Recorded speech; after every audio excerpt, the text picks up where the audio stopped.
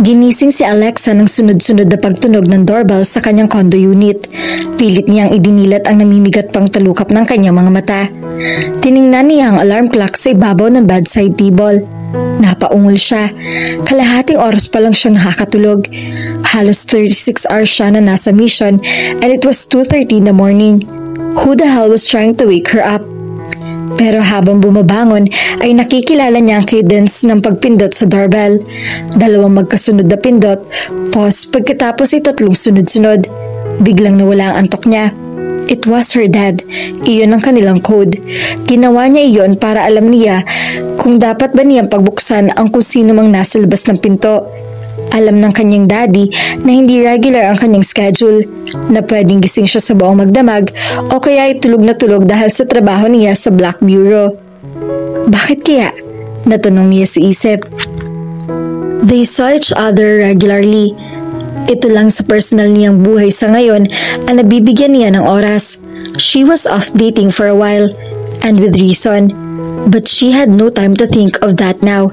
Dahil nagmamadali, robe na lang ang naipatong niya sa kanyang manipis na pantulog bago siya lumabas ng bedroom.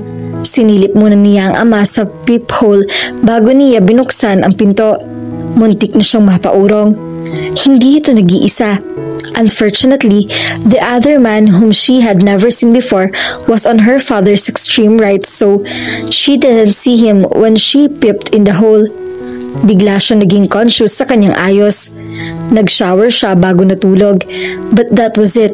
Sinuklay lang niya ang mga daliri ang kanyang mahabang buhok kanina. Basa pa iyon na makatulog siya. Malamang nagulong-gulo iyon ngayon.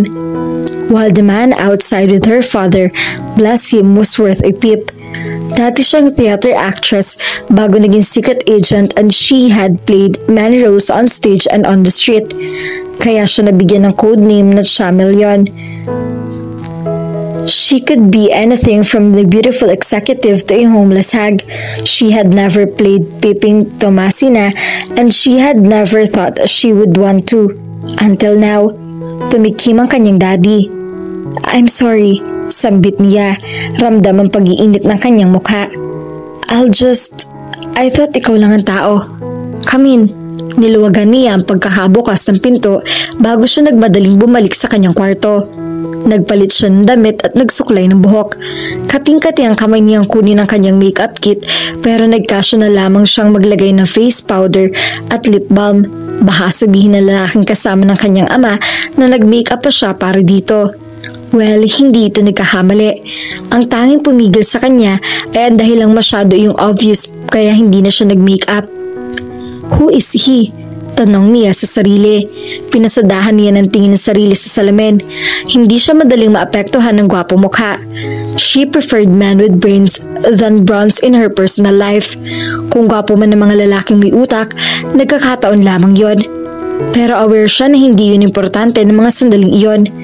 Her father had never brought a man in her place before, while he had never brought anyone, for that matter. This must be really important. Bumalik siya sa sala. Nagulat siya nang makitang ibinaba ng daddy niya sa center table ang tray ng kape at inabutan ng isang tasa ang kasama nito. Ang daddy niya, si Armand Ramos, ay direktor ng isang pinakamalaki at pinakamayamang kumpanya sa Pilipinas, ang Ventura Enterprises, at nagsisilbi ng kape sa isang lalaking na hamak naman ay mas bata rito. Muli siyang na-curious sa identity ng lalaki. Tumayo ang lalaki nang makita siya. Lumingon naman ang daddy niya sa kanya. Sumenya siya na ito'y maupo na. Umupo rin siya pagkatapos umabot ng kape mula sa tray. She needed the fix. Kahit gising na siya, ay parang may buzz pa rin sa loob ng kanyang ulo. Nagtatanong ang mga matang tumingin siya sa kanyang ama. So, ano pong dahilan at... You don't recognize him, do you? Tanong ng kanyang ama. Nakaangat ang mga kilay na tumingin siya uli sa lalaki. Sinisino ito? Simpatiko ang mga mata nito, matangos ang ilong, simpatiko ang mga labi, may cleft chin at pangahan. He was really handsome. He had sideburns and a 5 o'clock shadow, wore a dark brown long sleeves and black denim that perfectly fitted his muscle thighs. May bahagyang pangingitim sa paligid ng mga mata nito na parang nagsasabing puyat din ito gaya niya. Because of work or pleasure? Ano bang pinag-iisip niya? Sumeryoso siya, tinitigan na talaga ang lalaki na tila naaasiwa na sa kanya. Shy but adorable. Tumikhim ito. Lihim siya napangiti sa sarili. She really had to stop ogling the man. I'm sorry, I still can't. Suddenly, unti-unti nga ito naging pamilyar sa kanya. Mga matang simpatiko na dati laging natatabingan ng makakapal na salmen. Muscled body na dati ay puno ng baby fats. No, he was fat. Really fat. Iyon ang dahilan kung bakit hindi niya ito nakilala. Biology? Chemistry? Physics? Senior's ball. Oh my God! Her very first kiss. Rafael? Shock na sambit niya sa pangalan ng kanyang kinakapatid. Hello Alexa. Anito sa unang pagkakataon. Binasag ng malakas na tawa ng kanyang daddy ang kanyang pagkakatulala. I knew she wouldn't recognize you. Didn't I tell you, Rafael? Tumango ang lalaki at matipid ng umiti. Meanwhile, she was speechless. Nasa isip niya naging gap sa pagitan nila pagkatapos ng gabi ng senior's ball. Nasaktan nito dahil sa masasakit na mga salitang sinabi niya. Litong-lito siya noon dahil sa galit. She asked for forgiveness many times. He would always say he had forgiven her and she should not think about it anymore. But somehow, she knew he was lying. How could she not think that? Since then, iniiwasan na siya nito. The last time they saw each other was on graduation day. He never let him see him again until now. Rafael, ulit niya, pabulong, saka siyang umiti. You look good. Had to. Umuwi na sina mommy at nagkabalikan na sila ni daddy years ago. Have you heard? She made sure I lose weight. Muntik na siyang mapangiwi. Tinutokso itong mama's boy noon bago maghiwalay ang mga magulang nito. Kahit high school na, kahit sa simpleng science invention contest, naroon ang ina nito at maingay na nag-cheer dito. It used to make him stutter and blush profusely. The boy stunted him mercilessly. Pero kahit madalas itong mapahiya noon, he was happy when his mother was happy. Rafael's mother had raised a very sensitive, very loving son. At dahil doon, hindi niya magawang sisihin ang ginang kung bakit pagdating sa anak, napaka-protective nito. He stayed with him and her in the States during college. Nang bumalik ang mga ito sa Pilipinas, shortly after that ay nagkabalikan ng mga magulang nito. Maayos ang problema. Ang hula niya ay gumawa ng paraan si Rafael para mangyari iyon. Yeah, I heard.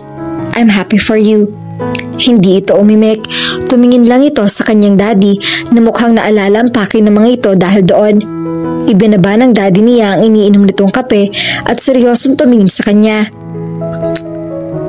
As you already know, nang mamatay ang tito nitong si Rafael, siya ang bumibili ng pharmaceutical business nito na malapit nang malugi sa naiwan nitong byuda at nag-iisang anak. That was 2 years ago. The business had bloomed thanks to his good business judgment. Sumulyap at tumiti ito kay Rafael sa huling pangungusap. Tipid na gumanti ng ngiti si Rafael. Napangiti rin siya. Her father was still treating Rafael the way he did when they were little. Paborito nitong inaanak ang lalaki at lagi niyang naiisip na kung nagkaroon ng daddy niya ng anak na lalaki, that was exactly how he would be treated. Cute si Rafael nung maliit pa, mataba at bilog na bilog ito. Hindi pa rin siya talaga makapaniwala na ito ang matangkad at trim na lalaking kaharap niya ngayon. Kanina lang, someone tried to kill Rafael, Alexa. Patuloy ng daddy niya. That got her attention really fast. Nabura ang ngiti sa mga labi niya. What? May nagtangkang pumatay kay Rafael sa parking lot ng restaurant kung saan kami nag-meeting para pag-usapan ng alok ko sa kanya. Inaalok ko kasi siyang makipag-merge na sa Ventura Enterprises so he could go back to making medicines in his lab, which he'd most abandoned when he had to manage that business. Anyway, pareho kami nasa parking lot at may namaril at nasa malapit ka lang, Dad. Putol niya sa sinasabi nito. Wala siyang keme sa mga baril at bala, pero kung involve ang kanyang ama, ibang usapan niyon. I'm alright, Iha. Hindi naman akong binaril. I know. But still, bumaling naman siya kay Rafael. Are you okay? Nagulat ito pero sumagot pa rin. I was wearing a bulletproof vest. You were what? Ang daddy niya nag-explain. He's been receiving death threats lately and he told me about it. I made him to go Rourke's and he acquired a bulletproof vest from them. Those really thin ones that almost invisible inside a shirt and would make you wonder if they do work. Apparently, they did. It saved his life tonight. Rourke LaGuardia, or Agent Ware, was one of the elite agents of Black Bureau. He owned a top-quality security business, LaGuardia Security Systems and Services, that also sold security paraphernalia he had developed himself. Isa lamang ang manipis na mga bulletproof vest na dinevelop ng tech lab nito. He also secretly designed spy gadgets for the Bureau in collaboration with their own agent Einstein, si Lawrence Contreras. Si Lawrence ang dating bunso sa Black Bureau, isang in-house agent na magaling na inventor. With the influx of fresh agents, marami nang yung mas bata rito na itinuturing ito sa isang mga legend na headquarters. Pero ito pa rin ang mananatiling bunso ng mga original elites. Both Agent Ware and Agent Einsteins were happily married with adorable little babies. Lahat ng original elites may mga asawa na at may maliliit na chikiting. Habang siya, naputok ang kanyang mga mata kay Rafael at nakadama siya ng kakaibang kirot sa kanyang dibdib. Kissing him was a mistake. Her idealism about love and romance was never the same since that day. Many years ago, isa yung bagay na hanggang ngayon ay pinagsisisihan pa rin niya ng labis. She looked like she meant business. She used the same facial expressions she had used a million times before and he felt a twinge of pain in his heart. Gustong tawanan ni Rafael ang kanyang sarili pero paitang naramdaman niya sa kanyang puso. One would think he was remembering an ex-girlfriend, but it wasn't like that at all. Halos hindi pa rin siya makapaniwala na nasa harap lang niya si Alexa Ramos, ang kinakapatid niya na dating laman ng kanyang youthful dreams and worst nightmares. He had admired her like he had never admired anyone in his life. She was beautiful, yes, but that alone didn't spark his adoration. It was that in spite of her beauty, she was also very talented. Was one of the most intelligent students in the school, had a great sense of humor that reflected a zest of life that was entirely her own and that he had envied. She was also always very kind, until that morning she attacked him with the most hurtful words he had ever heard in his entire life. Because it all came from the most perfect girl in his dreams. Napabuntong hininga siya. After all these years, akala niya ay na-overcome na niya yon. Pagkatapos ng kanyang mga na-achieve sa buhay, akala niya ay hindi na siya maaapektuhan ng presensya nito. Pero ngayong kaharap niya ito, kahit naiisip niya ang mga accomplishment na iyon na hindi nakakahiyang ialay sa isang babaeng pipiliin ng kanyang puso, she could still rock his world. Naalala niya si Mean, ang magandang dalaga at nakakabatang kapatid ni Rourke LaGuardia na nakasundo niya agad noong binisita niya sa LaGuardia Security System and Services. Fortunately, hindi siya ang dating geek-looking, homogeneous Rafael Gonzaga noong panahon. Malakas na ang apil niya ngayon sa mga babae. Bagaman paminsan-minsan ay kinakagulat pa rin niya kung paanong nalagay sa isip ng mga ito kahit ang intelihenteng mga babaeng nakakasalamuhan niya na kung ano nakikita sa panlabas sa kaanyuan ay laman din ng kalooban. He could never claim he understood women, but of course, he didn't mind them before. Si Alexa lang, and she was the most confusing of all. Why not give his attention to other women? That would be better and safe. At ngayong mayroon na siyang naiisip na solusyon sa kanyang predicament, ninitian niya si Alexa. Sandaling nakalimutan ni Alexa ang kanyang itatanong nang makitang ngumiti si Rafael pagkatapos ng pagkunot ng noon nito na nagpakababa sa kanya. He's remembering that past too, pero baka nagkamali siya. What kind of death threats? Aniya nang maalala ang kanyang itatanong. Huminga ito ng malalim. Letters threatening my life. What else? Actually, hindi ko pinapansin yun nung una. Your father found out somehow and he brought me to LaGuardia as he told you. Ngumiti ito. Isinuot ko ang vest because I admired its engineering. It's really innovative and very modern. I wish I had met its designer when I went. Rafael, you just got shot. At that important than the vest? Maang nasambit niya. I know. Anito, bahagyang nahiya. You sound like my mother. Hindi ka pa rin nagbabago. Patutsyada niya. May nagtatangka sa buhay mo. I know and it matters. Kalmadong sabi nito. What I don't understand is why your father dragged me here instead of to the police. Hindi ko alam kung paano mo ako matutulungan. Napakurap siya. Oo nga naman, wala itong ideya sa klase ng trabaho niya. Alexa can help you. Sabad ng kanyang daddy. Nagugulahang tumingin dito si Rafael. How? She's a theater actress. Ibinalik nito ang tingin sa kanya. Mali ba ako? Matagal na akong hindi umaarte, sabi niya. Really? Sayang, nasa States ako every time you perform noon. Wala man lang ako napanood kahit isang play na kasama ka sa cast. It's okay, sabi niya. Bagaman masama ang tingin dito, hindi siya naniniwala na hindi ito sinasadya niyon. Pero meron akong kakilalang maaaring makatulong sa'yo. Pagpapatuloy niya. Bago pa may masabi ang kanyang ama na kung ano ang magko-compromise sa Black Bureau. Her father absolutely trusted Rafael at hindi niya iyon masisisi. Rafael had this ability to stay as unblemished and innocent as a child. Or at least, yung Rafael na nakilala niya noon. He was a person who never compromised when it came to his integrity and he sometimes couldn't understand what others did.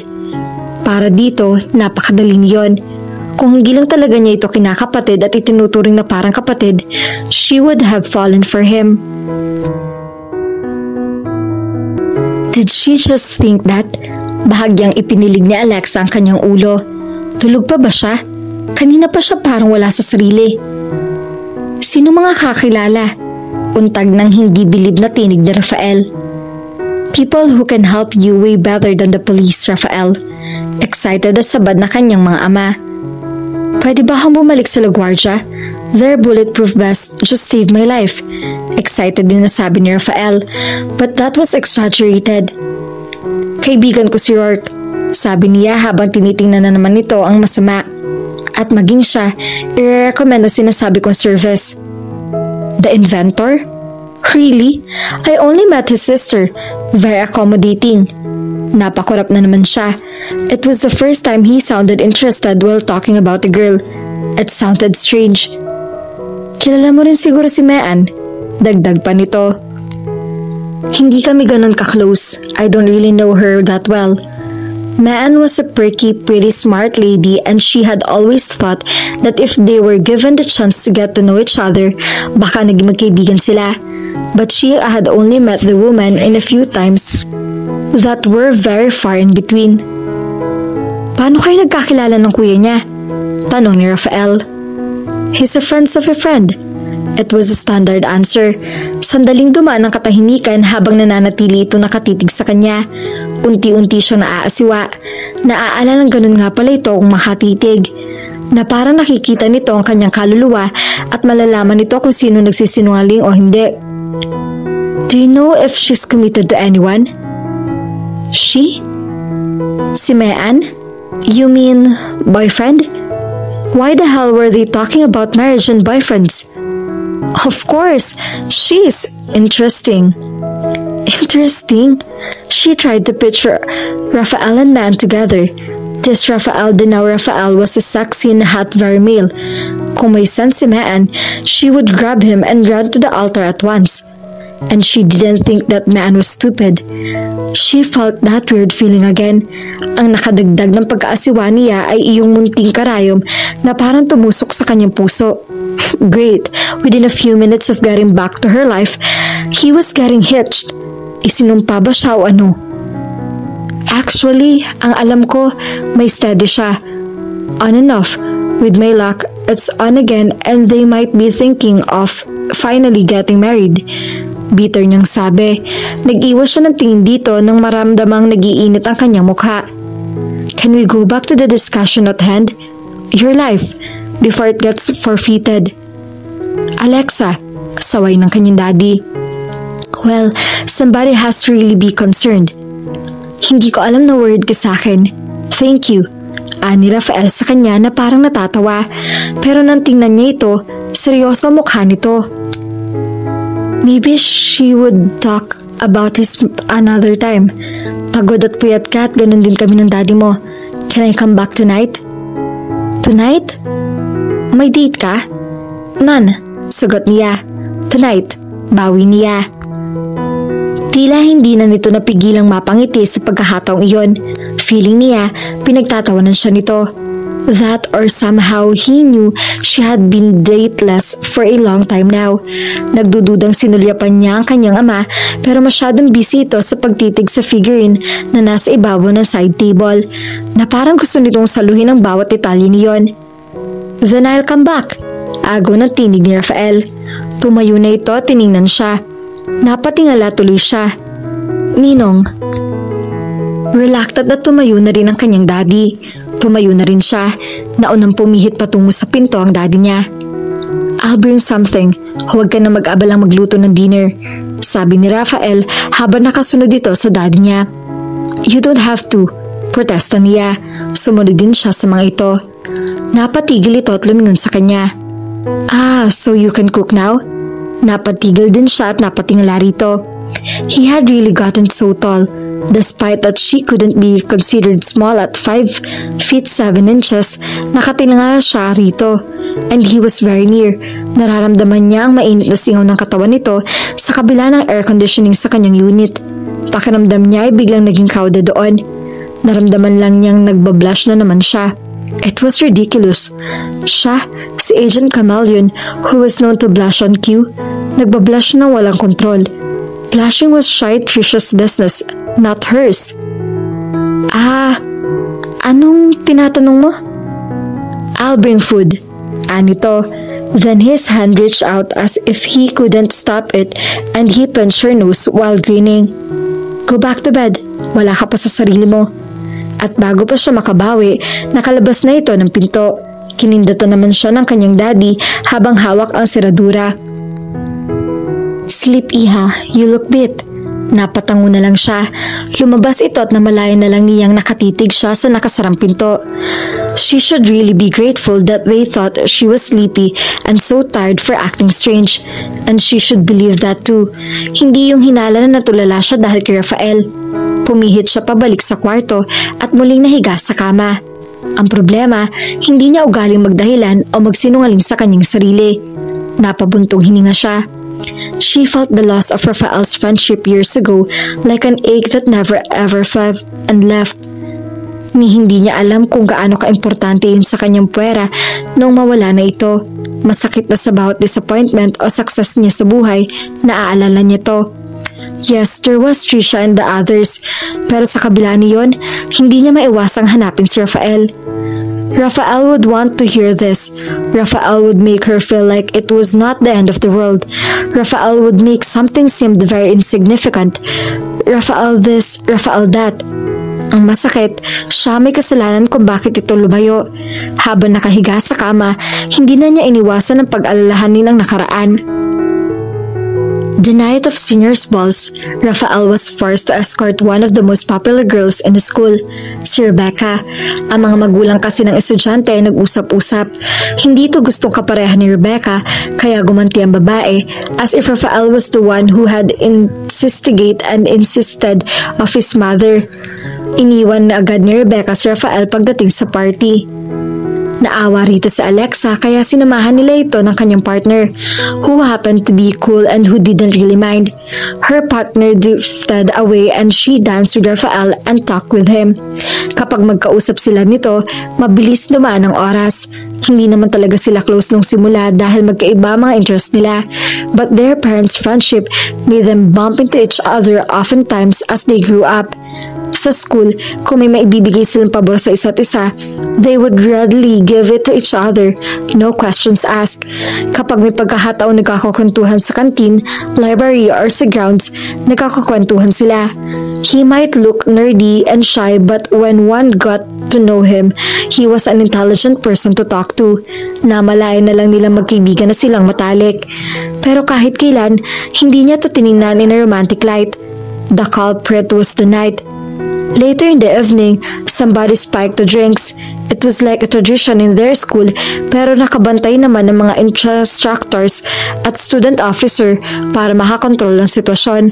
Alam niyang may tama na siya nung nagsimula ang ball nila sa mga bully sa kanilang batch na pinagtatawanan si Rafael dahil sa kanyang pagsama rito na para siya ang date nito. "Don't mind them," sabi ni Rafael sa kanya. They were on the dance floor. Hinala at hinila niya ito roon para inisin ang mga nanganganyang chow rito. "Walang kwentang pansinin mo sila." Nakakainsulto ang pagbubungis-ngisa nila. Kasama pa man din na Rebecca na yon. Pagkatapos kanyang iwan na parang may mortal kang kasalanan sa kanya na para namang gusto mo siyang talaga maging partner. Wala naman talaga maniniwala na gusto mo ako, kaya mo ako tinatabihan at kaya mo ako pinagsasayaw sa akin. Naiingit lang sila. He said so matter-of-factly and so accepting. Nainis na rin siya rito. Bakit ka ba laging mabait? Bakit ba tanggap ka na lang ng tanggap? For your information, I like you kaya narito ako sa tabi mo. Bakit kita pagtsatsagaan kung ayaw kong ginagawa ko? Ngumiti ito. Thank you for saying that. Of course, I know that you like me, but it's not the kind of like that was I talking about. Kalmadong sabi nito. Anong klaseng like? Ganito? Tumiyad siya para halikan nito. Sa lips, it was over in a second, pero shock silang napatitig sa isa't isa pagkatapos. Namalayan na lang niyang humahagikik siya. Napangisi na rin ito. Luka-luka ka talaga. You really don't have to do that. But if you can see their faces, siguro sulit ka na. How do they look? Like they swallowed fish. Natatawang sabi nito. Really? At sa espiritu ng kapilyahan, muli siyang tumiyad. Ikinawit pa niya ang kanyang mga braso sa leeg nito at muling inaraw ang kanyang mga labi rito. Alexa, come on, kiss me. Hayaan mo silang lalong mainggit. Lasing ka na. We'll get into trouble. I'll be worth it. Please, huwag mo naman ako ipahiya. Bakit ang mga nagkasintahan dito? Nagkikis din naman sila sa tabi-tabi ah. Pero hindi mo ako boyfriend, sabi nito sa pinaka-logical nitong boses. Natawa na naman siya. Natawa na rin ito at sumusukong pinagbigyan siya. Alam niyang kaya lang ito sumunod ay para hindi siya mapahiya. That kiss was longer than the first. Nang mag-angat ito ng ulo, hindi na sila nagtawanan. They just stared into each other's eyes. She had never felt so confused in her life. She felt something in his kiss, something that she had read in his eyes. Pagkatapos niyon, bumalik na sila sa kanilang mesa. Iba na ang atmosphere sa pagitan nila. They were not talking. Everyone's around wasn't normal too. They saw the kiss. Even Rebecca and the bullies subdued. Bigla silang naging item sa mga mata ng lahat. Are you okay? Tanong sa kanya ni Rafael sa marahang tinig. Lasing na nga yata ako, sabi niya. At totoo, nalulula na siya. Tumalab na talaga ang alak na inilahok sa juice na iniinom niya. Inubos pa naman niya ang laman ng basong binalikan nila sa mesa. Mabuti pa, ihahatid na kita pa uwi. Mabuti pa nga, sabi niya. Magpapaalam lang ako sa advisors at iniwan na siya nito. Pagkaalis nito, naalala niyang nilapitan siya ng iba nilang kaklase na hindi outright magkapagtanong tungkol sa kanilang dalawa pero halatang iyon ang dahilan kung bakit siya nilapitan. One thing led to another and before she knew it, she was dancing and laughing and drinking with them instead of Rafael. Natakot siya. Nalito at aminado siyang iniiwasan niya ito. Lalo silang nalasing at namalayan pa niya nung nilapitan siya nito para sabihin kailangan na talaga siya nitong ihatid pa uwi. Sumama siya dito. Even in her confusion, she knew who to trust. Ang huli niyang naalala, nakasakay siya sa kotse nito. Imagine how shocked she was when she woke up his bed the following morning wearing only his pajamas over her own underwear. At iyon nga, pinagsalitaan niya ito na masasakit na mga salita, thinking the worst, only to find out that her father was downstairs, having breakfast with his father. Hiwalay na noon ang mga magulang nito. She threw up sa kotse pa lang nito at nawalan na ng malay, o inakala nitong nawalan siya ng malay kaya ito natakot. At dahil mas malapit ang bahay nito, doon na siya nito dinala. Ang maid ang nagpalit ng damit niya at naglinis sa kanya. Tinawagan naman nito ang kanyang daddy para sabihin ang nangyari. Minarapat ang kanyang ama na doon na siya hanggang matulog at hanggang umaga. Ito naman ay guest room na natulog. Pumasok pa man din si Rafael sa kwarto para dalhan siya ng breakfast sa tray na ito pa mismo ang nagluto. When everything was clarified, hiyang-hiya siya dito. Humingi siya ng sorry dito sa bahay pa lang nito at kahit ng sumunod na mga araw at lagi nga nito sinasabi na okay lang dito. But he could not quite hide the hurt in his eyes. Graduation day came too fast. Pagkatapos ay sa States na ito nag-aral. Hindi na sila nagkita nito muli noon. Ngayon na lang uli. Not without reason. Alam niyang sinadya nito lahat ng mga pagkakataong pwede na sila magkita, pero lagi ito may alibay sa mga magulang kaya hindi ito makakasama. Nagtampo na siya at lahat, pero since walang Rafael na mapagbubuntunan, maging iyon ay lumipas hanggang sa sumuko na siya. He didn't look hurt anymore. In fact, aside from his physicality, his whole aura seemed to say he had really moved on, na maaaring pinatawad na nga siya nito. He probably had lots of women now. It had been 13-14 years. A lot of things could happen in that span of time. His look now could justify it. Pero bakit mabigat pa rin sa kanyang dibdib? Tulog nga lang marahil ang kailangan niya. Niyapos niya ang malaking unan. Pagod at puyat siya kaya parang bagyo naging epekto ng pagbalik ni Rafael sa buhay niya. Next time would be different. She would be rested, alert, and strong when they talked again. Ipinikit niya ang kanyang mga mata at dahil totoong pagod na pagod, agad siyang nakatulog. Nang magising sa Alexa, matagal siya napakitig sa kawalan habang bumabawi sa kanyang panaginip. It felt so real. Hindi niya maintindihan sa loob ng ilang sandali kung alin ang totoo. Iyong panaginip na iyon o ang pagdating ni Rafael at ng kanyang daddy kaninang madaling araw. Sa panaginip niya, magkaibigan pa rin sila ni Rafael. Nasa high school pa sila at naglalakad sa corridor sa school nila noon. He was wearing a red t-shirt and faded jeans, and it was the color that stood out in her dream. He wasn't fat. He was as lean as the present Rafael, but he was still wearing his eyeglasses with the thick frames, para iyong salamin sa mata ni Ninoy Aquino. Ang nakapagtataka, magkahawak kamay sila habang naglalakad sa kanyang panaginip. Sweet sila na parang high school sweethearts. Sa dinadaanan nilang corridor, naroroon ang mga estudyante, mga kaklase nila at iba pang estudyante sa ibang year. Naroon din sina Rebecca at mga bullies. Looking at them, jealous of them. Halata sa tingin ni Rebecca kay Rafael na gustong-gusto nito ang binata. Halata sa mga mukha ng mga bullies na gusto man ng mga itong kutsain si Rafael, walang nakitang dahilan ng mga ito para gawin iyon. She was so blissful in love with Rafael in her dream. Nakatingin siya lagi rito, and she was always blushing when he looked back to her with adoration in his eyes. Then it suddenly changed. They were in a bed, that bed where she had woke up the next morning after the night of the ball. They were both naked, sweating, making passionate love to each other. Hindi na sila mga high school ni Rafael at Alexa, kundi kung ano na sila ngayon. Noon siya nagising. It was one of the most vivid dreams she ever had. Ramdam niya ang kabog sa kanyang dibdib. Napaungol siya nang maisip na magkikita silang dalawa ng lalaki ngayong gabi. Nababasa ba sa pagbablush ng isang babae kung ano ang napapanaginipan nito tungkol sa sarili at sa isang viral na lalaki? Professional work ethics. Paulit-ulit niya sinasabi ang mga yun sa kanyang sarili habang naliligot nagbibihis. Iyon ang kailangan niya para sa muling paghaharap nila ni Rafael mamayang gabi. And she really had to do something about her sudden partiality to blushing. Namumula na naman kasi ang mga pisngi niya nang humarap siya sa salamin at ito ang laman ng isip niya. She would die if he would see in her face that she had dreamed about them making hot, wild sex the first time she went to sleep after he came back into her life. Inabala niya ang sarili sa paglilinis sa kanyang unit para kalmahin ang kanyang sarili. When that didn't work as effectively it used to be before, she did yoga. Feeling refreshed after that, tumawag siya sa Black Bureau headquarters para alamin kung naroon si Chief Eagle.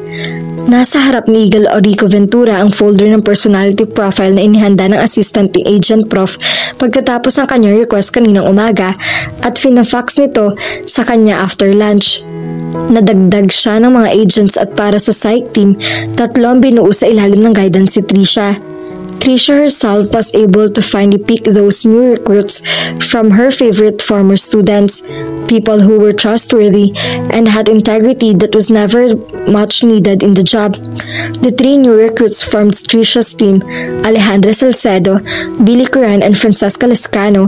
Nang mabuntis si Trisha, mas maraming trabaho ang nilipat sa Green Recruits at sa tuwin ay excited pa rin ng mga ito sa bawat personality profile at criminal profiling ng mga gagawin ng mga ito gaya nung unang araw na pumasok ang mga ito sa Black Bureau headquarters. Si Ali ang gumagawa ng personal profile ni Rafael Gonzaga mula sa lumang files na isinasang isang compile in the past few months at may mga bagong research. Bago pa man binisita ng mga ito si Alexa kaninang madaling araw, ay nagpaalam na sa kanya si Armand Ramos tungkol sa gagawin nitong pag-in-love sa anak nito sa kaso.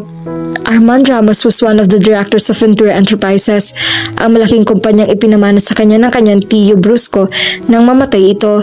Armand knew about the bureau because he was one of those few businessmen who used to fund it when it was just starting. Si Rafael Gonzaga naman ay inaalok nila na emerge ang farm musical business nito sa kanya. They actually had an ulterior motive. They really wanted to recruit him to become a member of Black Bureau. Iyon ang dahilan kung bakit unti-unti silang kumakalap na impormasyon tungkol dito sa nagdaang mga buwan mula nung in-refer ito sa kanya ni Armand. Rafael Gonzaga was one of the most brilliant chemists in the country. He had already concocted a dozen useful medicine to his name and 3 of them were breakthroughs to local and tropical diseases from the third 30. Kakailanganin nila ang kakayahan nitong iyon sa Black Bureau, pero nagbibigay ng edge kay Mr. Gonzaga sa iba pang patatalinong chemist sa bansa ay ang kagandahang loob nito. He was managing one of the most profitable chain of pharmacies providing low-cost medicines to its customers and medicine loans without interest to the poor. Kilalang chemist at isang magaling na businessman, the public didn't know of his helpful side, but Armand knew. Now, Rafael Gonzaga's life was in danger. Mukhang mapapabilis silang magpakilala sa matalinong binata kaysa sa naunang plano. Nagbip ang kanyang intercom. Sinagot niya iyon. What is it, Carla? Sir Alexa's online 3. I'll take it, sabi niya. Maya-maya pa ay kausap na niya ang isa sa original elites ng Black Bureau at isa rin sa kanyang pinakamatalik na kaibigan. He was actually waiting for her call. Hello, Alexa? Anya. Chief, sabi nito. She knew she could talk freely. Alam kasi nitong walang danger na may makakarinig sa tawag na iyon. Lahat ng tawag sa mga specific lines na diretso sa opisina ng pinuno ay minamonitor ng team ni Agent Bug sa control room ng headquarters ng Black Bureau. At agad silang makakatanggap ng warning kung sakaling may irregularidad at hindi sigurado ang mga ito kung secure ang linya. I know Dad talked to you already about Rafael's death threats. You're right, hindi niya yung tinanggi, but he also did not volunteer to tell her the rest. It was Armand's request. Gusto muna ng matandang maresolba ni Alexa at ang dati nitong kaibigan ng gap ng mga ito na nagtagal na rin na maraming taon. So are we going to take the case? We will, sagot niya. Ilang sandaling katahimikan na nagdaan. Will I get an assignment? Your father wanted you to be in it, but I'm not sure. Narinig niya ang mahinang ungol nito mula sa kabilang linya. You already did the profile and you already know about the seniors ball, sabi nito. Napangiti siya. We already have a profile pero ang father mo ang nagsabi sa akin ng tungkol sa seniors ball fiasco. Don't worry, nobody else here knows. So, Alexa, hindi ako sigurado kung emotional involved ka pa rin. We were not like that. We were friends. Git nito. It was all about a big misunderstanding. A A big misunderstanding that for almost 14 years was not resolved yet. Yeah, right. Napag-aralan na niya ang personality profile ni Rafael at ngayon niya nauunawaan kung bakit lahat ng mga nakakadate ni Alexa o naging boyfriend ay laging kulang para dito. Was she even aware of that? He did not think he was the person to tell her that. She could find out for herself. Then I'll put you in. Brainstorming at headquarters this afternoon. Muling natahimik ito sa kabilang linya. May problema ba, Alexa? Tanong nito. It's not that. I'm not sure I can do the job. Bumuntong hininga ito. I guessed overwhelmed pa ako sa meeting namin this morning. Then be sure, iba muna ang i-assign ko sa case. Thank you, sabi nito. With a lot still left unsaid, nagpaalam na ito. Nag-aalalang ibinalik niya ang auditibos at katanganan. Pero matagal na sila magkakilala ni Alexa at alam niya kung hindi handaan na itong magsalita, walang bagyo o namang klase ng dilubyo makakapigil dito. He had always thought that if love came to his friend, gaya rin niyo ng dilubyo, walang makakapigil, walang makakatalo. Like Amelion herself, only the force of a hurricane, much like her, could topple her down. Si Rafael Gonzaga na kaya yun? Kumpus sa mukha na binuksan ni Alexa ang pinto ng kanyang unit pagkatapos silipin kung sinong nasa labas. It was Rafael. Nginitian niya ito. Hi. Bumaba sa dala nito ang kanyang mga mata. You brought a lot of food. Kumunot ang kanyang noo nang makita ang hugis ng mga plastic containers na bitbit nitong plastic bags.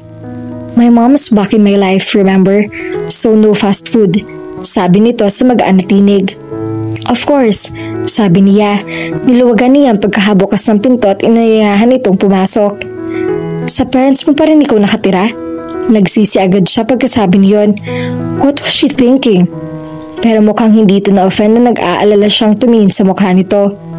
No, but they visited when they learned about last night. Sagot nito. Inabutan nila ako nung nagluto and she helped. Napangiti siya. Rafael could cook well in high school. Naalala niya ang breakfast in bed na inihanda nito sa kanya noon. Nabura ang kanyang ngiti.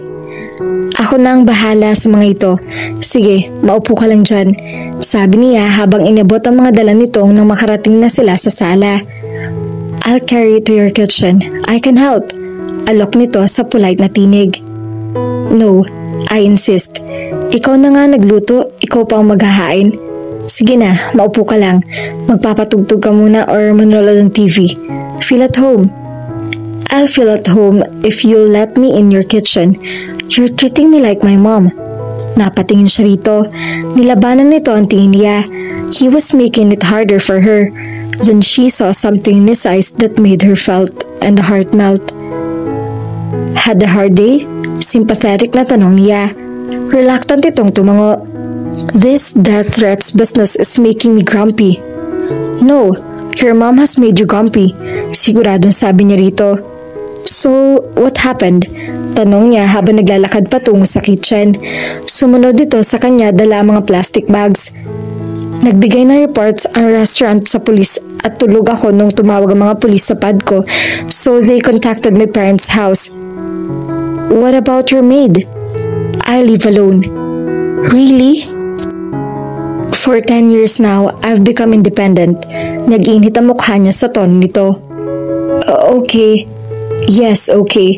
Dumating sila sa bahay. My mom was hysterical at kung hindi siya pinigilan ni Daddy, she would accompany me here like a guard dog. I feel like I'm in high school again. Tumango-tango siya at para safe ay hindi na nag-comment. I'm sorry. Anito sa normal ng tinig. Hindi ko balak magkwento sa'yo tungkol sa personal kong buhay. I only wanted your suggestions about this death threat thing so I can get this over with. It's fine. You know I don't mind. Sinulpan niya ito habang inilabas niya mga placemats mula sa cupboard at pinanood siya nito. Hindi na siya makaiwas sa mga tingin na parang hinuli ng titig nito ang kanyang mga mata. You were the only person I know who didn't make me feel like a mama's boy when I grump about her.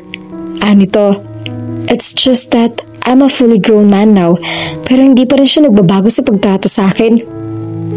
Your mother has always been more than ordinary, and I know that you love her very much. Nawala na naman ang normal nitong tono. more than ordinary? Everybody or almost everybody except the real insane ones love their mothers, but my mother is different. She's insane. Natawa siya habang naglalapag ng mga plato sa mesa. Kasalanan mo yan kasi sobra kang cute nung bata ka pa. Everybody tended to those mother that you with kisses kahit strangers. Imagine na lang kung anong effect nun sa sarili mong ina. Nag-iisa ka pa namang anak. Umiling ito. Marami akong kilalang only child pero paglaki nila, pinagtitiwalaan na ng mga magulang na mag-fend off mag-isa. Nagulat siya. But I'm sure she does trust you. She's always been proud of you. Masyado lang siyang expressive. Napangiming sabi niya. Tumigil siya sa ginagawa at tumingin uli rito. I used to envy you. You did? Hindi makapaniwalang sabi nito na parang iniisip nito na siya ay nababaliw. Everyone that I have known feels grateful they didn't have a mother like mine. Bahagya pa itong nangatal. Namalaya na lang niyang tumatawa siya ng malakas. Nang tumigil siya, titig na titig ito sa kanya parang nagmamantika. Nataranta siya. What I'm going to do with you? Sambit niya na walang ekspresyong iyon sa mga mata nito at muli ito nagbalik sa pagiging rasyonal. Help me get rid of my killer. I hope I can think of how. Sinino ang nagsabing matutulungan mo ako? Naniniwala ako sa kanya. 100%. Let's talk about it as we eat. Nagugutom na ako. Umupo na sila sa mesa. So, these private people that you're acquainted with can help me. How did you get to know them? Interesadong tanong ni Rafael na nagkakape na sila sa maliit na veranda ng unit ni Alexa. They had finished dinner and he made coffee whilst she quickly did the dishes. She had already told him about the private intelligence group that she could ask without saying anything specific about Blackbeard while they ate dinner. May mga nangangailangan ng tulong nila here and there, and I heard something.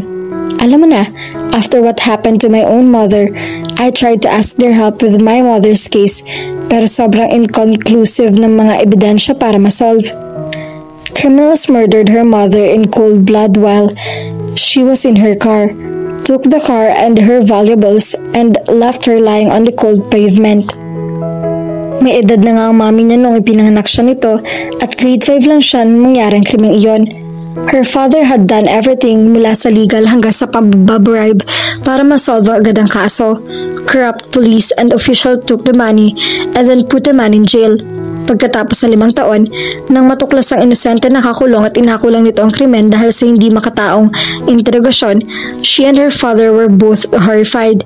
Nothing like that could just justify their need to make her mother's killers pay for what they did. Tinulungan ng daddy niya ang pamilya ng naakusahan.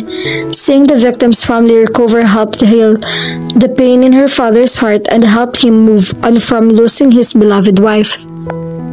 Hindi lamang yon, ang mga nagawang mabuti ng kanyang ama. Naging aktibo rin ito sa iba pang kawang gawa at nang lumaon, she was performing on stage. Natuklasan niya ang pagpopondo nito sa isang secret intelligence agency na nagre-resolba ng mga krimen ng walang bayad. By that time, her father's deeds had already made her realize that something good could be gotten from a terrible tragedy. She felt that she should do something too.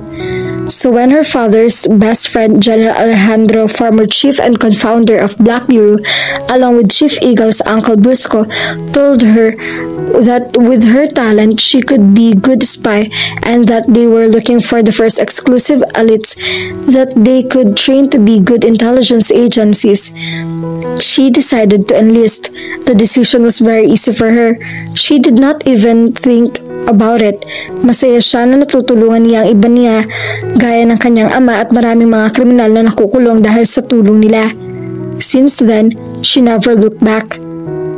I'm sorry. Untag na mababang tinig ni Rafael sa kanya, sandaling na abalang isip. Okay na ako. Ipinagpasa Diyos na namin ni Daddy ang nangyari sa kanya. Sabi niya. Ang mga kaibigan mo, hindi ba nila kayang... Kulang na kulang ang mga ebidensya na nakalap ng mga pulis. There was a gang that they suspected, pero namatay ang mga yun sa isang shootout a few years ago and they weren't able to confess. But don't worry about my friends. Most of the time, they get the guilty. So you think they can help find my killer and know why I'm receiving these death threats? Seryosong tanong nito. I think so. Yes, bakit hindi mo dalhin ang mga letters na natatanggap mo? And then I'll bring it to them. I received another one today. Napakorap siya. Really? Hindi ko binuksan. Binuklat nito ang lapel ng jacket nito at may kinuha sa inside pocket. Ang sulat ay nasa loob ng isang sealed plastic envelope. I know the prints in the outside would be tampered already, pero sa loob baka may makuha kayong kahit ano. Prints, fibers. Ngumisi ito nang makita na nakangiti siya. Yes, I watched so much CSI. No, sambit niya nang abutin ang envelope mula rito. I can bring this to their lab para... Lab? Pwede ba akong sumama? Excited na tanong niya. Natawa siya. What? Excited ka kahit dahil hindi... Baka may makikita ang ebidensya sa loob ng envelope kundi dahil narinig mo ang salitang lab? Oh, that... Natatawa rin sabi nito. Hindi ka pa rin talaga nagbabago. It's like a trigger and a trigger word for you. Like an aphrodisiac. Pagkasabi niyon ay nag-init ng todo ang kanyang mukha. You're blushing again. Fascinated na sabi nito. I'm not. Aaminin ko, hearing the word lab causes an adrenaline rush in me. Kind of an aphrodisiac nga, I guess. Stop it, Raphael. So what's yours? What? Your aphrodisiac. Napatayo siya at inambaan niya ito ng palo na parang bata. Tumawang hinawakan nito ang kanyang mga bisig. Hey, stop being violent. Stop teasing me. Sambit niya. It's juvenile. At ako pa. Namalaya na lamang niya na nahila siya nito. The next moment, she was sitting on his lap and her face was very close to his. Biglang nagkaroon ng tensyon. Heat charged up the air. Electricity pulsed in their veins as he started at him. Helpless even while knowing that with a twist she could easily get herself free. Pero habang titig na titig ito sa kanya, hindi niya yun magawa. It was like their second kiss. Something took hold of them. An awareness that was unmistakably physical. She was an adult now and of course, she had already suspected what it was. Natakot siya noon, pero hindi na ngayon. She had changed, grew up, matured. But nothing was grown up or mature or even rational about her racing heart. Raphael, bulong niya. I'm so sorry. I'm trying my damnedest not to do this, pero para kang magnet. I can't.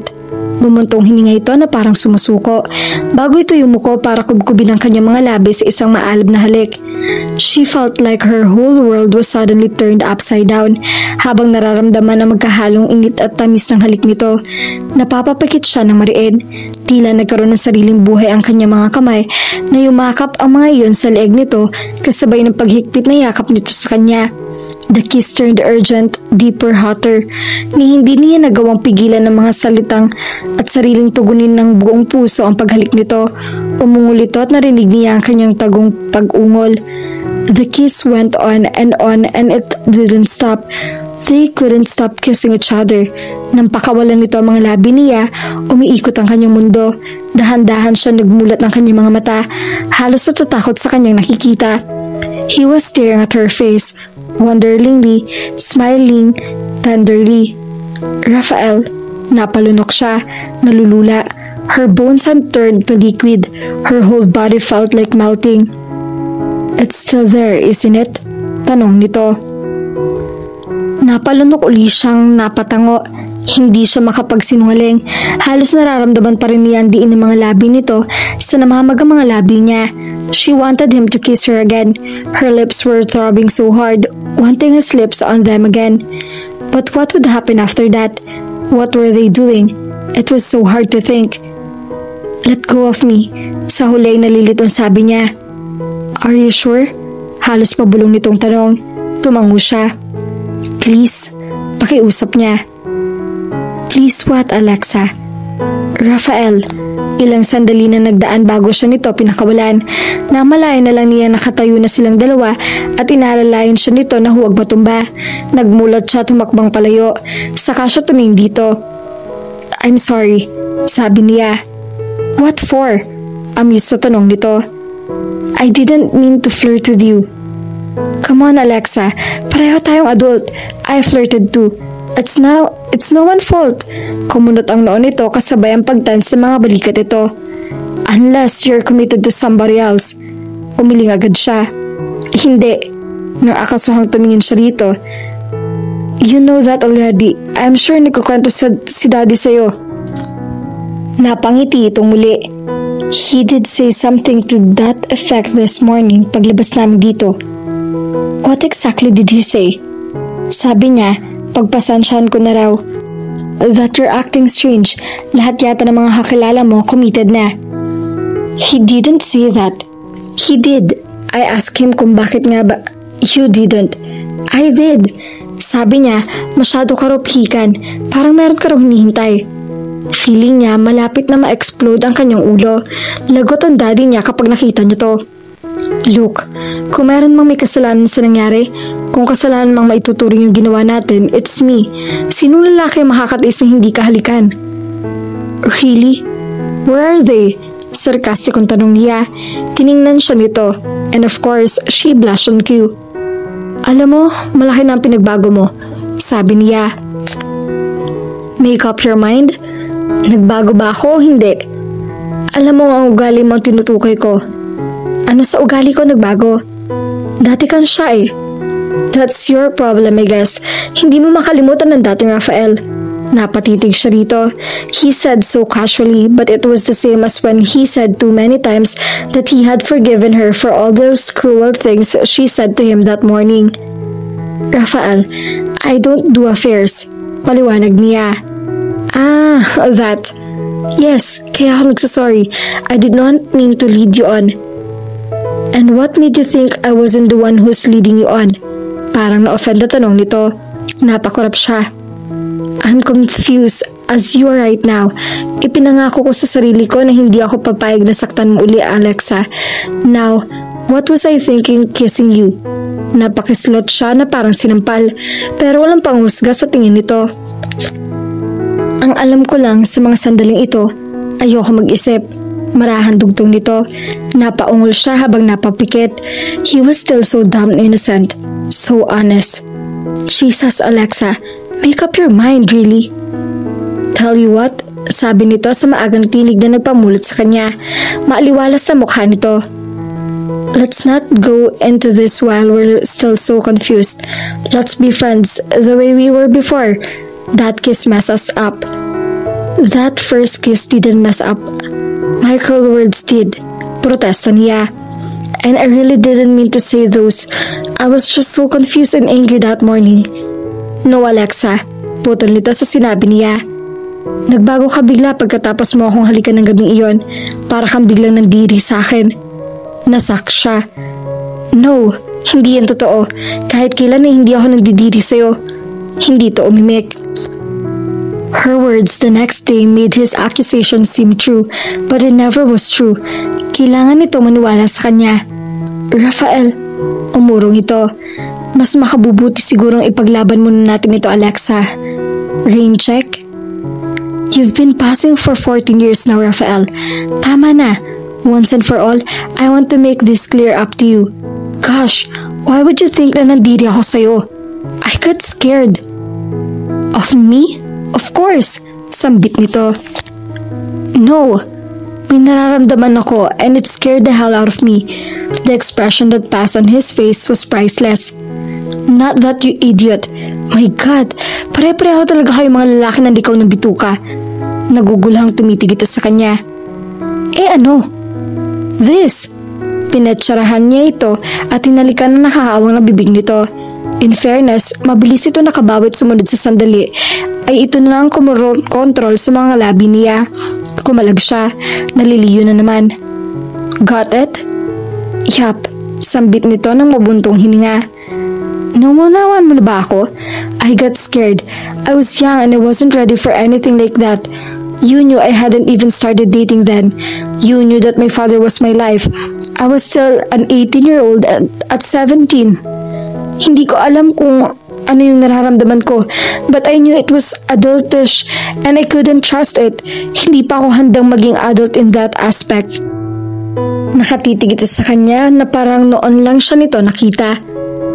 I'm so sorry that I wasn't able to handle it, and because of that, I was cruel to you and you got hurt, madamdaming sabi niya. And maybe this was long overdue, pero hindi pa rin ako nakakalimot sa kasalanan ko dahil alam kong hindi mo ako naunawaan noon at hindi mo pa ako talaga mapapatawad. I never thought about how important you are to my life until I was missing you so terribly. Pero wala ka na. Namamasa ang mga matang sabi niya. There, she had said it at last. She didn't know how to explain it at 17, but she knew now and she could see on his face that he finally believed her. Nakahinga siya ng maluwag. So that's it, sabi nito na makapagsalita. Tumango siya ng sunod-sunod. Are you still afraid? Not anymore. Her emotions were telling her she was ready for anything, but she was an adult, and she had already learned that emotions were not everything. She had always been liable to thinking things through. Maybe it did not save her friendship with Rafael years ago, but later in her life, it saved her many times. Ibang Rafael nang nasa kanyang harap ngayon at siyang ibang Alexa na rin. Maraming bagay ang kailangan pa nila matuklasan tungkol sa isa't isa. He didn't know about Black Bureau. The Bureau was something she felt was entirely hers. She was very protective of the chameleon. No man would want chameleon. She was tough and courageous, brave like a man, and often pitted herself with men on the field. Men who had become significant to her outside of the Bureau had run and when they started to feel that she was tougher than she looked, hindi niya tinangkang habulin o ipaglaban ng mga ito. Hindi niya kayang ikompromiso si chameleon dahil ito ay isa at siya ay ito. Hanggang sa napagod na lang siya at tinigilan na ang pakikipag-date. It was so overrated. They get to know each other's business, and men were men, kahit pagwapo o hindi, matalino o clueless, at mabait o sanggano. The last, her father didn't want and know about it. Once nakikita ng mga ito kung ano siya talaga, tumatakbo mga ito na parang nakakita ng multo. Marami pang pagkakataon. Let's not rush. Napakorap si Alexa sa sinabi ni Rafael. Hinihintay niya ito magsalita pero hindi yun ang kanyang inaasahang marinig mula rito. Sa kanya nahuli ang amusement sa mga mata nito. Pinaymayawangan niya ito. Kailan ka nagsimulang maging makulit, Rafael? Ngumisi ito, but his eyes were tender as they gazed at her.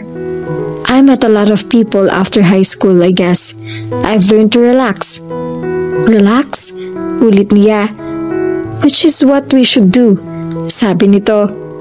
Not at my expense, giit niya.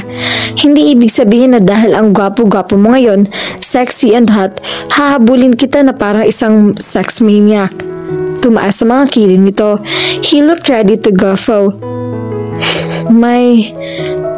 The words coming out of her mouth. Nobody ever said to my face that I'm hot. And you're like, what? Namula na naman siya. Pagkatapos, namalayan na lang niyang tumatawa siya ng malakas. Natatawa rin nito. Then he reached out and hugged her tight. She hugged him back. I've missed you. There, I said it, sabi nito. Pinalo niya ang likod nito para sa maraming mga pagkakataong alam niyang iniiwasan siya nito.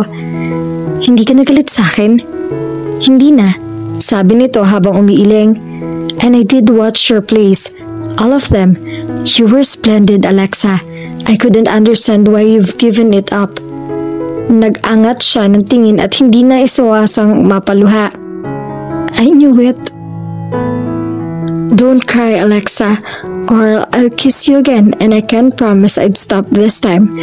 I've already promised not to rush. Sabik na ako maging kaibigan ka uli. Excited na ako maging kaibigan ka uli, sabi niya habang natatawang pinapahid ang kanyang mga luha. Good answer. You don't know what you'll miss if you said otherwise. Napakurap siya. I was talking about my cooking.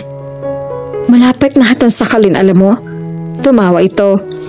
I guess I better live. Nasa yun ang letter. We've discussed everything we need to discuss for now. You have my number. I'll be waiting for your call. I'll call you when I have news. Sabi niya. Soon, okay? Kapag nainip ako, tatawagan kita. Apat, humakbang ito at nilampasan siya patungo ng sala. Napasunod siya rito. Dinampot nito ang plastic bag kung saan naroon ang plastic containers na pinaglalagyan ng dala nito mga pagkain kanina. Inilabas nito ang cellphone at may tinawagan. Mang Jose, I'm ready. Nito sa kausap. Pagkatapos niyon, tumingin ito sa kanya. Good night, Alexa. Good night, Rafael. Thank you for your mother's delicious food. I will. Next time, luto ko na talaga matitikman mo. Sabi nito. Bago pa niya maisip kung isa na namang joke yun na may double meaning, nakatalikod na ito at naglakad ng patungo sa pinto. Lumingon pa ito na isang beses at nginitaan uli siya bago nito binuksan ang pinto at lumabas. It was too fast. Suddenly, he was gone and the unit felt so empty. Huminga siya ng malalim. Bumalik ito na parang dilubyo sa kanyang buhay and he was gone again. Pero namalayan na lamang niyang ngumingiti siya. The unit felt empty right now but she knew he would be back. He had promised and he had always kept these promises. Pumihit siya at sumunod ng sandali ay inimis niya ang mga naiwang kalat, masiglat pa sipol-sipol. She had not felt that alive for a long time and somehow knowing that this time, the feeling would stay. So, what do you think, Shiv? Tanong ni Alexa kay Eagle habang nakadikwatrong nakaupo sa isa sa mga armchairs sa office nito sa Blackbeard headquarters kinabukasan. She was wearing cream slacks and a soft white shirt this morning, cotton and lace. She felt as light, as giddy and dainty as her get-up. Maaga pa ay nagtungo na siya roon para dalhin ang letter sa lab. She stayed there and helped in the control room while she waited for the result. Pagkatapos ay nagtungo siya sa office ni Rico nang malaman niyang naroon nito. She wanted to know about his take on Rafael's case. What do I think? Patanong din na sagot nito. Saka nito ay nisa-isa ang nasa report sa huling parte ng profile ni Rafael na nasa ibabaw ng desk nito. The list of Rafael's accomplishments as a chemist, as a businessman, and as a humanitarian was quite long. Ang akala niya hindi na yun matatapos. What do you think? Ulit nito pagkatapos habang nakatingin sa kanya. Napailing siya, namamangha. Alam niyang marami ng accomplishment sa buhay si Rafael mula nang huli sila magkita. Hindi lang dahilan na in-update siya ng kanyang daddy, kundi makikita ang success na nag-animate mula rito ngayon. Pero yung mga humanitarian efforts nito ay hindi niya alam lahat. Iba talaga kapag ang Blackbeard na ang naghalungkay ng mga nagtatagong hindi nalalaman ng publiko tungkol sa isang tao. The way she regarded Rafael now had suddenly changed. Hindi na lang ito ang dati niyang kaibigan na nagpasilip sa kanya nang pinapangarap pa lang niyang romance noong high school at nag-terrorize sa kanya dahil din doon, o ang pagkamangha na hindi nawala sa kanya kahit hindi niya ito kasama sa loob ng maraming taon. Now, it was back in man form and she felt glad na minumulto pa rin siya nito. She realized that Rafael had an identity all his own now. Iyong personalidad na walang kinalaman sa kanya. Isang personalidad na hindi kayang maapektuhan ng kahit ano o kahit ng sino maliban sa nanay nito. Napangiti siya sa kanyang sarili. Is there something you want to tell me? Tanong ni Rico. Naburang ngiti niya nang makitang nakatitig ito sa kanya at malamang napapanood nito lahat na nagdaang ekspresyon sa mukha niya. That would be a lot. Wala akong pakialam kung siya ang pinakamatanong chemist o ang pinakamayang businessman sa balat ng lupa, Eagle. I want him safe. Alright. Nagbukas ito ng drawer at may inilabas itong isang maliit na electronic notebook. Iyong klase ng nagkakasya sa isa sa mga kamay nito. Binuklat nito iyon, saka inihanda mga daliri sa ibabaw ng itim na keypad. Nagdududang tinignan niya ito. Hindi siya kumbinsido sa mabilis na pag-ayon nito sa usapan. Ito man ang pinuno ng bureau, kaibigan din niya ito. Both reasons demanded that he shouldn't be kept in the dark. We kissed last night. Nag-iinit ang mga pisnging pag-amin niya. So, I I think if we'll always bump into each other, we'll kiss again. I don't think this is the time for us to explore this, Rico. Not while his life is still in danger. Let me get this straight. Hindi ka pa rin sasama sa misyon dahil natatakot kang tuwing magkikita kayo, you'll kiss him again? Anito, don't you think it's about time you start kissing somebody? Tiningnan niya ito ng masama. Do you play this changed personality game with Nat all the time? It's crazy. Ang tinutukoy niyang Nat ay ang asawa nitong Natalie o Agent Dove sa bureau. You know I'm a putty in her hands. Natatawang sabi nito.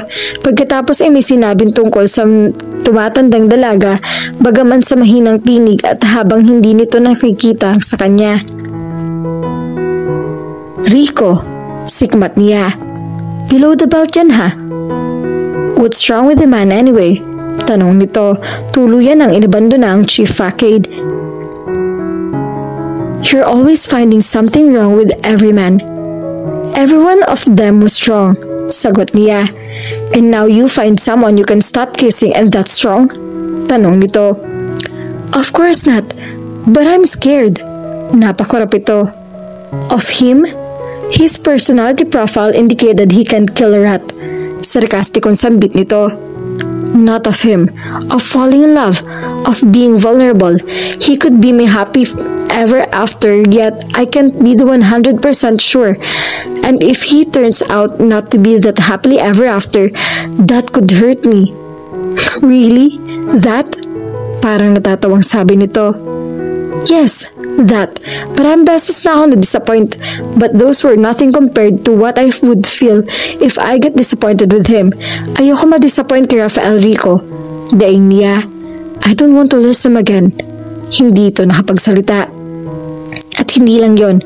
What if I'm forced to choose?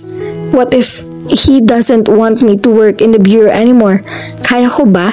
And if not, and I become a family person, I might not be able to work again. Mabuti si Trisha, in-house agent. I'm a field agent. I can't be distracted. I might lose my job.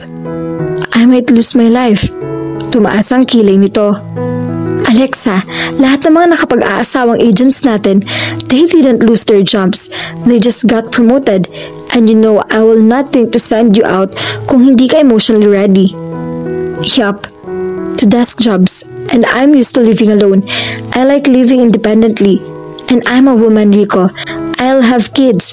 I'll be very emotional. It'll be a total personality change, and I don't know if I can play that part. Biglang umaliwala sa mukha nito. Pagkatapos ay marahang umiti. Alam mo, na-confuse ako sa lahat ng mga sinabi mo. Except that part. Being a mother will be the best role you will ever play, my friend. Don't sweat about that, okay? Napatitig siya rito na parang nakakita ng multo. Come on, nakikita ko ang mukha mo kapag pinapanood mo si Natalie kasama mga bata. You're jealous of her. You want your own kids too. Nagkabig ang kanyang mga lalamunan sa sinabi nito.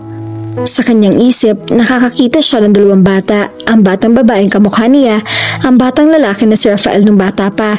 Mataba, cute at bibo, at nakikita rin niya ang sarili na tulad ng mami nito, overprotective, ever worried and over everything. It was crazy. Hindi yung Alexa ang kamelyo na kilala niya. Napahawak siya sa kanyang ulo. She was feeling head rush. Alexa? Nag-aalala ng tawag sa kanya ni Rico. Get out of my head, paungol na sabi niya. But I'm over here. Natatawang sabi nito kahit alam nito ang ibig sabihin niya. Maybe you should contact the girls. Nag-aalala ng sabi nito. They'll do you some good. You're clearly overwhelmed, Fred. Go and visit my wife. Call Trish and Garcia. If you want. I might be here all night, so don't worry about me catching anything immature like you teaching my son to throw ink darts in the wall. Namulo siya. It wasn't the wall, but a newspaper photo of corrupt politician's smirking face. Sad politician is really stupid. Plus, hindi ako nagpasimuno nun, kundi si Berting. Chameleon? I'm sorry. It won't happen again, okay? Mariana's doing us another favor and she won't be here today, so I guess you would be missing her direct assault kind of advice, but I get it. You don't have to work all night though. Uuwi ako. Dinampot niya ang kanyang bag sa tabi nilang Silya at tumayo na. Kung magbabago ang isip mo, laging libre ang guest room. Binilatan niya ito na parang bata bago siya pumihit patungo sa pinto. Alexa, tawag nito bago siya tuluyang makarating sa pinto. Handa na naman siya, bilatan nito pero nang lumingon siya, seryoso na mukha nito. Nakatingin nito sa console na nakabuilt ng isa mahaba L-shape nitong desk. Tumingin ito sa kanya habang gumagalaw na mga daliri nito sa input device ng computer system ng Black Bureau. Galing na sinara Wire at Hawk sa office ni Mr. Gonzaga kanina. Nasa control room si Wire ngayon. You can go there if you want and ask him about Rafael's case's progress. Thanks, sambit niya. Mamiti ito sa kanya at tumango. Lumabas na siya ng opisina nito para magtungo sa control room. It was alright, report ni Agent Hawk on a Gray de San Gabriel na nakasalubong na Alexa habang patungo siya sa control room. Pauwi ng lalaki. Isa ito sa mga original elites.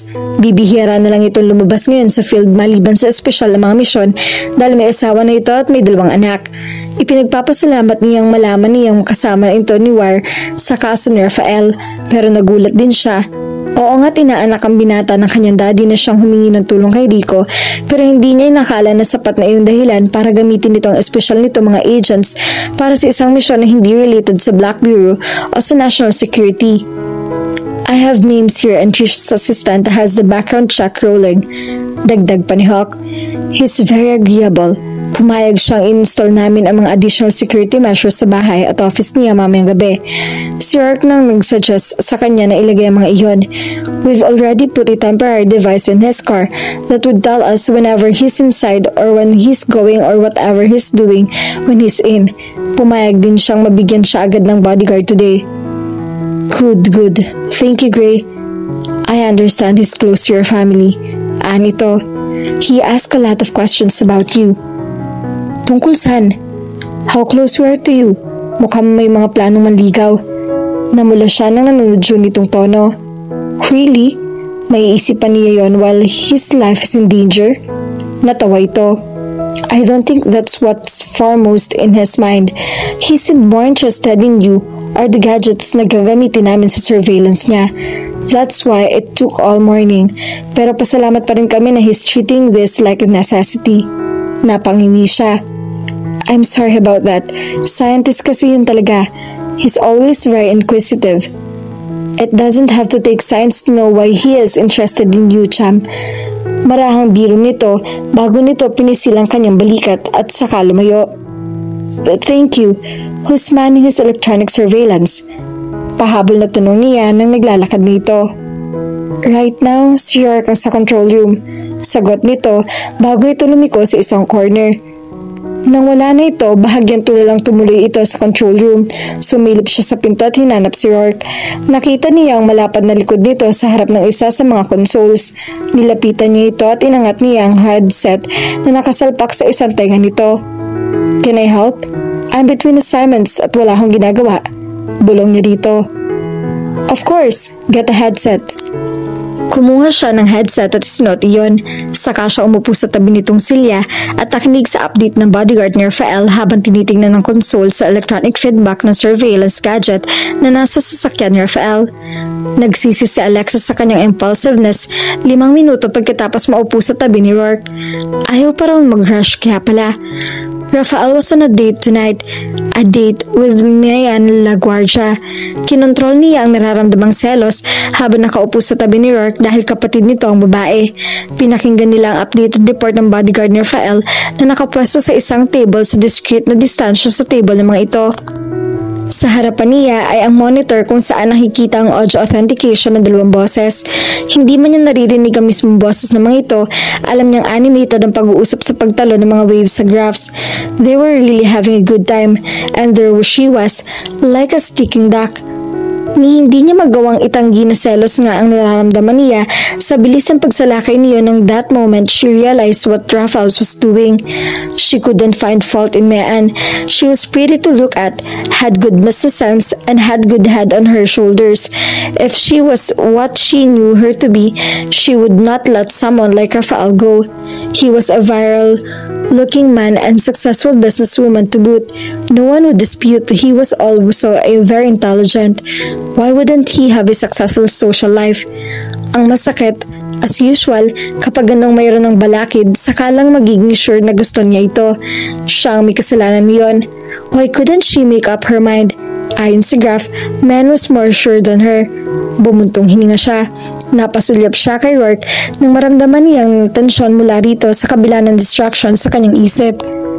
She was shrewd to her co-workers more because of practice than anything else. Involuntaryo niyang pinakinggan ng mabuti ang report ang tinig ng bodyguard ni Rafael sa kanyang headset habang pansamantalang sinasantabi ang kanyang mga sentimento. Agad din siyang natensyon. Kenneth, the bodyguard, was sending an emergency code blue. It was a request for immediate backup. Every agent within the program parameter would receive it, but those who had been chosen to respond would have a red light turned on his or her BlackBerry watch. Kenneth Barrientos was a new recruit, a former Marine like Rico. He was capable, down-to-earth, and had sharp mind. Based sa mga qualities nito, alam niyang magiging isang magaling itong agent pagdating ng araw. Inire-report ni Kenneth ng mga sandaling iyon ng isang suspicious-looking vehicle na nakaparada ilang metro lang at minuto sa kabilang kalsadang restaurant. Mula ng pumarada ron ng sasakyan, hindi pa lumalabas ang driver niyon. Nothing else was happening anywhere within Kenneth's seeing perimeter. Pero hindi maganda ang kutob ng agent si Gray na kotse kaya humingi ito ng backup. Namalaya na lamang niyang tumayo na siya mula sa silya. Na-trigger ng gut feeling ni Kenneth ang sarili niyang pagdududa. As an elite agent in the field, she relied more on her instincts than on anything else. A practice every seasoned field agent of the Bureau had mastered. Like religion, like faith, she just knew Rafael was in danger right that very minute. "I'm going," anya kay Rourke. "No, Cam, I'm going. You stay here." Nasa tinig nito ang matinding pag-alala sa kapatid. "No, you need me there. Chris on his way home. He is in the order or other direction and won't be able to turn back quickly. Kailangan mo ko." Sandali lang itong nag-hesitate. "Let's go." Agad may pumalit sa pwestong iniwan nila sa control. Pagkatapos ay tumakbo na sila patungo sa garage area kung saan magtatagpo ang mga responde bago umalis.